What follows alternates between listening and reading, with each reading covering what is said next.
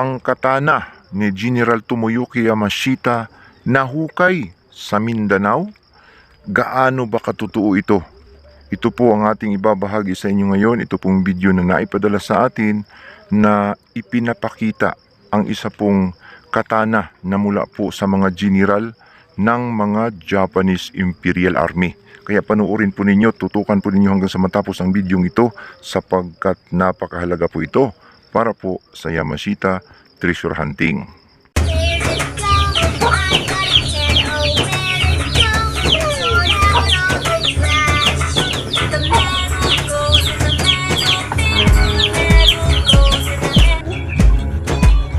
Ito yung matanda, 135 years old na.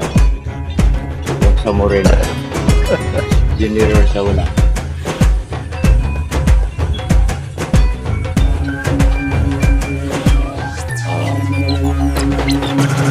Magandang araw po sa inyong lahat, maayong adlaw sa inyong tanan diha sa Kabisayan ug Kamindanawan. Hinaot unta nga naata sa maayong kahimtang. Naimbag na aldaw kada kayo amin mga kakabsat tayo na mga Ilocano. May adlaw gid sa inyo tanan dira sa Bacolod kag Iloilo sa aton mga kauturan na mga Ilonggo. Assalamualaikum warahmatullahi ta'ala wa barakatuh. Luzon, Visayas, Mindanao hanggang Sabah. Tayo na naman po ay magbabalik sa isa na naman pong napakagandang topic natin pong pag-uusapan ngayon. Tungkol po ito, no, sa isang video na ipinadala sa atin na nakuha nila ang isa pong katana. Hawak nila ang isang katana na posibleng ito po ay pagmamay-ari ng isang general o isang opisyal ng mga Japanese Imperial Army. Sa makatwid, Yamashita, no? General Yamashita katana. Tunay kaya ito, no? Gaano katotoo ito?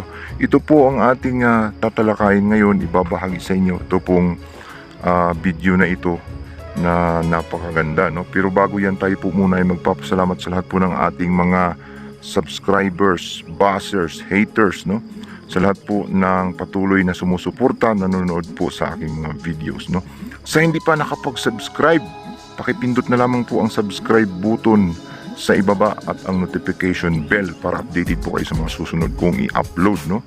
At paki-follow na rin po ang ating Facebook page, no? Yusup Yamato, no? So tayo na naman po ay mayroon na namang napakagandang content, no? Itatopic sa inyo tungkol po dito sa isang katana ng opisyal ng mga Japanese Imperial Army, no? At ito nga, itong bidyong ito ay isang patunay na legit, no, na may hawak sila na isang katana o isa pong parang itak, no, na hawak nila na pagmamay-ari ng mga Japanese Imperial Army. Kung sa Tagalog pa ito po ay itak, no, sundang sa Bisaya, katana sa salitang mga Japanese o samurai, parang samurai ang style, no. Ito po ay ginagamit ng mga Japanese, pinupugot nila ng ulo sa mga kalaban nila, no, sa mga tao na kanilang gusto pong papatayin, no. Ginagamit ng mga Hapon ito pangputol ng mga kalaban, no. Ito po ang mga tinatawag na katana. Sabi nila, ito daw ay napakamahal, no. Ito pong mga ganitong klase na katana ng mga general, no, mga opisyal ng mga Japanese Imperial Army.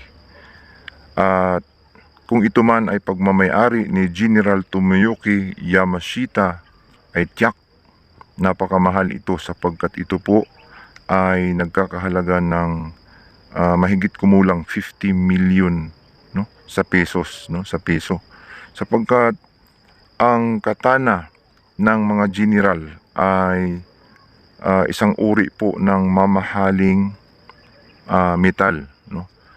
Posibleng ito po ay osmium, no, isang uri ng pamilya ng platinum na ginagawang mga katana weapons, mga swords noong mga sinaunang panahon, no, na First World War, Second World War. May mga ganyang klase po ng mga sword o katana na yari po sa mga precious metals at mahirap pong mapurol, no? Lalong tumatalas kapag nakataga ng mga matitigas na bagay. Ito pong mga ganitong klasing mga sandata o mga katana ng mga Japanese Imperial Army ay rare, no? Mahirap mahanap. At sa ipinapakita niya, no? Sa video niya na ipinapakita, hawak po ng lolo, posibleng yan po ang may-ari, yung matanda, ay bako-bako na yung metal. Halatang luma na, may mga natatanggal na, may mga bingkong na mapapansin natin na yan po ay napaglumaan na ng panahon, no? Kasi may nag-comment nung naipost natin sa Facebook na galing daw ng Pusurubyo, no? Piki daw, no? So kung i-zoom natin, mapapansin natin, makikita natin na yung metal ay may pagkakulay white brown, no? May pagkaputi na may pagka-brownish. Ito po ay mga kulay ng mga sinaunang swords, no? Na mga posibleng mga may halong precious metals ito, no? Mga ganitong klase. Kung hindi ito imitation, ha? Kasi may mga imitation din na mga ganitong klase, mga clone, no? Kasi kung may clone na ganito na ginawa noong 1970s o 1980s, ay posibleng luma na rin tingnan, no? Kaya makikita lamang ito, mapapatunayan lamang ito sa mga expert ng mga ganitong klasing katana, no? Sa mga collectors, sa mga historian na alam nila yung mga design, yung mga sulat na nakatatak, ang mga nakatatak sa katana. So ang nakatatak sa katana ay 13 stars, no? May stars at may heart. Yan po ay tatak ng mga Japanese Imperial Army, yung hugis puso, mga stars, no? Yan po ay mga official seal ng mga Japanese Imperial Army. At mapapansin natin may tatak sa dulo na Japanese kanji. At kung sino ang marunong bumasa nito ay tiyak mapapatunayan niya na ito talaga ay legit o hindi. At mayroon din siyang serial number, no? Sa puno ng itak o katana ay may makikita tayong serial number.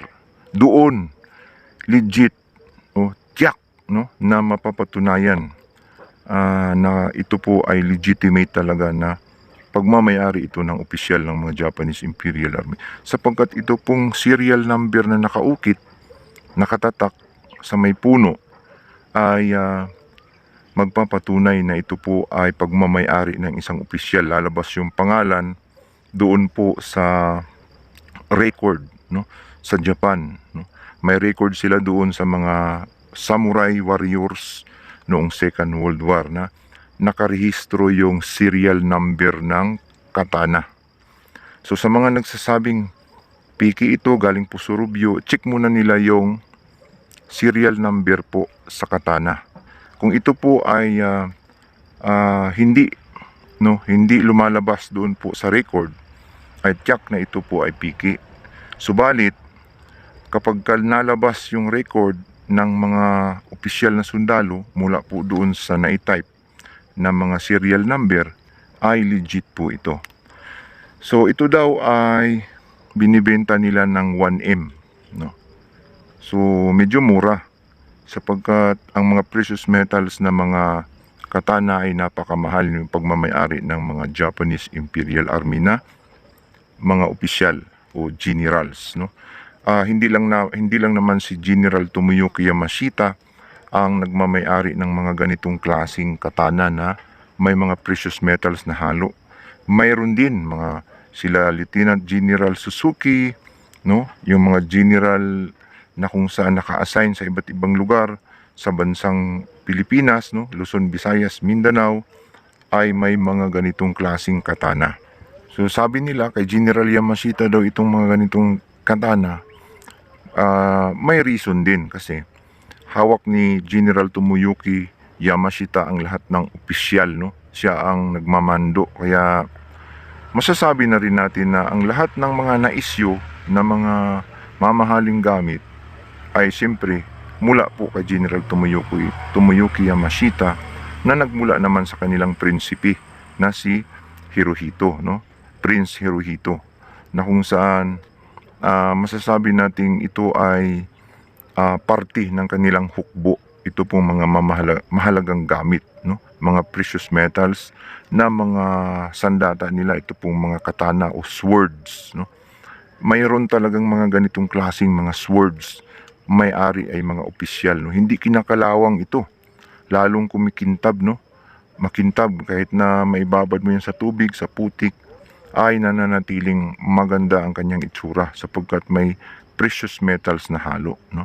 Kaya kung makikita natin sa mga laro, no, sa mga Mobile Legend, no, sa mga kung ano-anong mga games sa online, yung mga warriors, ay may mga makikita tayong mga precious metals na swords, no, ang mamahal bilhin, kagaya ng osmium, no, iridium. Yan po ay mga parte ng mga precious metals na ginagawang sandata o itak, no, sword, katana ng mga Japanese Imperial Army. So, posibleng legit ito sa aking nakikita, no, 50-50. Kasi hindi pa natin nasuri yung serial number, hindi pa natin na-test yung metal, kung talagang precious metals nga. So, malalaman na lang ito bago bilhin, no? Bago bilhin ay kailangan suriin, i-check yung mga serial number, then i-check yung precious metals mismo, para mapatunayan na ito talaga ay tunay. Huwag naman tayo kaagad na magsabing piki o tunay ito. Sa makatwid, ito po ay under checking, no? Kailangan i-check muna natin bago tayo bibili, no? So binebenta raw ito, nandyan yung kanilang messenger, yung matanda ang may-ari, 1M, no? Kawawa naman yung matanda, no? Sobrang tanda na kung siya man ang may-ari ay posible pa niyang mapapakinabangan yung halaga noong kanila pong items na sinasabi nilang pagmamayari daw ito ng general ng mga Japanese Imperial Army. So lahat ng interesado, pwede po kayong mag-PM, no, sa ipina-flash natin sa internet na may-ari, yung may-ari ng katana na ito. Pero bago ninyo ito bilhin, no, suriin muna, no, ipasuri ng maigi, baka naman mapiki tayo o maisahan tayo. So walang maisahan kapag walang magpapaisa, no? Yan lang po ang aking payo sa inyo. So hanggang dito na lamang po. Sana po ay nag-enjoy na naman tayo, nag-enjoy na naman kayo sa isa na naman pong napakagandang topic na atin pong naibahagi sa inyo ngayon, tungkol po sa Yamashita treasure hunting, no? Isang ebidensya ito na magpapatunay na legit ang Yamashita treasure sa ating bansa, sa bansang Pilipinas, kung sakaling tunay ito. So maraming salamat po. Ito po ang inyong ka-treasure hunter nagsasabing, kapag tayo po ay naghahanap, tiyak na tayo ay makakahanap.